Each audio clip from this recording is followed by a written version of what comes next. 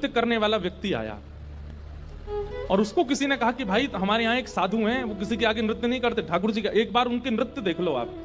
तो बहुत बड़े नृत्य करने वाले ने जब उनका नृत्य देखा तो वो बोला कि महाराज मैं बड़े बड़े दरबारों में जाकर के नृत्य करता हूं, ऐसा नृत्य मैंने आज तक नहीं देखा। सब लोगों ने कहा बोले भैया ये ठाकुर जी के लिए नृत्य करते हैं।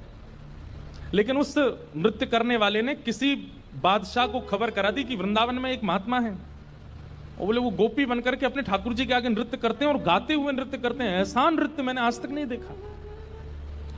अब बादशाह के तो मन में आ गई कि मुझे उनका नृत्य देखना है, और प्राचीन काल के राजाओं के मन में आ जाए और वो ना मिले तो वो तो मारने तक आतुर हो जाते थे। उन्होंने अपने सैनिकों को भेज करके कहा कि आपको नृत्य करने के लिए बादशाह ने बुलाया है, या तो चलिए, और अगर आप इनकार करोगे तो आपकी कुटिया जला देंगे, आपके ठाकुर जी छीन लेंगे और फिर कभी नृत्य करने लायक बचोगे नहीं। ऐसी स्थिति पड़ गई।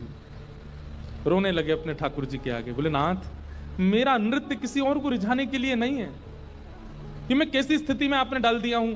अगर जाता हूं तो मेरा नृत्य मैं नृत्य को प्रसाद के रूप में प्रस्तुत करता हूं, वो झूठा हो जाएगा। कोई और अगर उसका आस्वादन करेगा तो वो फिर उच्छिष्ट हो जाएगा, और उच्छिष्ट वस्तु आपको कैसे पधराऊंगा दोबारा। और यदि नहीं जाता हूं तो कुटिया जला देंगे, आपको छीन लेंगे, राजा है ताकतवर है, उसके आगे मेरी चलेगी नहीं। रात भर रोते रहे अपने ठाकुर जी के आगे। इतने में ठाकुर जी स्वप्न में प्रकट हो गए, और स्वप्न में प्रकट होकर के ठाकुर जी बोले तुमको वहां नृत्य करने में दिक्कत क्या है। बोले मैं आपके सामने नृत्य करता हूं बस। तो बोले हमको ले चलो, हमें वहां बैठा देना, हमें देखते देखते नाच लेना, राजा को भूल जाना। तब वो कहते हैं, बोले कि महाराज वो स्थान आपके लायक नहीं है, वो राजा है, वो मांस भी खाता है, मदिरा भी पीता है, ना जाने कैसे कैसे उसके आचरण है, उसका स्थान कैसा है, वहां पर नृत्यांगनाएं आती हैं, ना जाने कैसे कैसे वहां पर व्यवहार होते हैं, वहां मैं अपने ठाकुर जी को लेके नहीं जाऊंगा।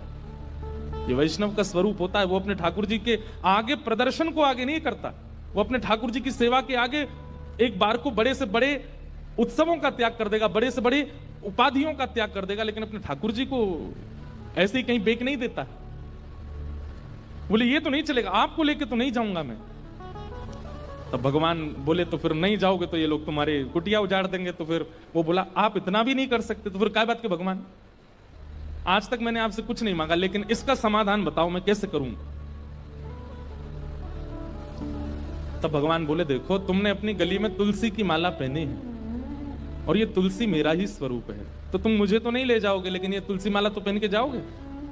इनको तुम एक सिंहासन पर पधरा देना, और इनको मेरा ही रूप मान करके, मुझे अनुभव करके, मेरा आभास करके तुम वहां नृत्य कर देना। नृत्य भी हो जाएगा, मेरे सन्मुख भी हो जाएगा, और तुम्हारा बात भी बनी रहेगी।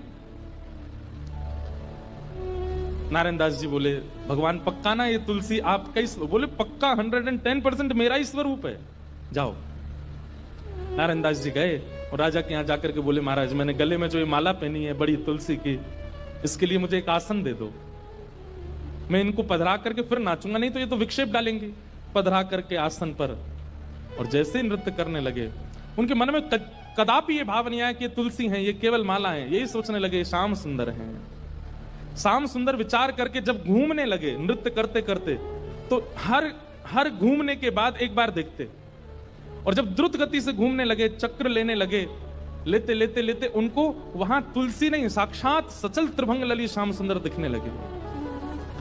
आज तक अपनी कुटिया में नृत्य किया था तो कभी ठाकुर जी ऐसे प्रत्यक्ष प्रकट नहीं हुए, लेकिन आज उस दरबार में ठाकुर जी प्रत्यक्ष प्रकट हो गए। क्यों? उनकी भावना से रीझ करके ठाकुर जी प्रकट हो गए, और जैसे ही ठाकुर जी प्रकट हुए वो चक्र लेते लेते लेते लेते लेते वहीं उन्होंने प्राण त्याग दिए और ठाकुर जी में विलीन हो गए।